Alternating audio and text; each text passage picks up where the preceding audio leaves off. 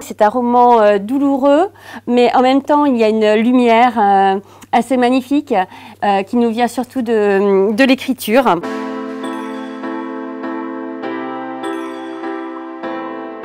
Le narrateur est Duke. Duke, il est en prison. Il sait qu'il va mourir et il a choisi de... Alors, il lit les confessions de Saint-Augustin. Et parallèlement, il va aussi écrire ses propres confessions sur lesquelles il revient sur sa vie depuis son enfance. Il écrit en fait en quête de rédemption pour les crimes qu'il a commis et aussi parce qu'il veut exorciser le démon qui est en lui. Donc le démon, c'est une rage qui le submerge dès qu'il a affaire à une trop grande violence face aux injustices ou à la douleur de ceux qu'il aime. Donc lui-même, il cède à une violence. Ce démon, en fait, c'est un héritage de son père.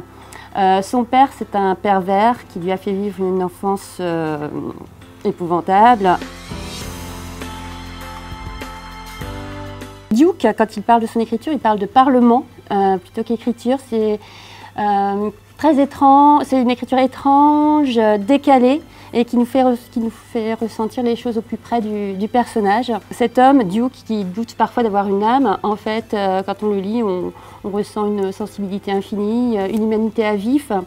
Et c'est finalement, l'auteur il donne une voix aux paumés, aux victimes, aux exclus, ce qui me fait penser qu'il s'inscrit tout à fait dans la lignée des romans de Louis Guillou.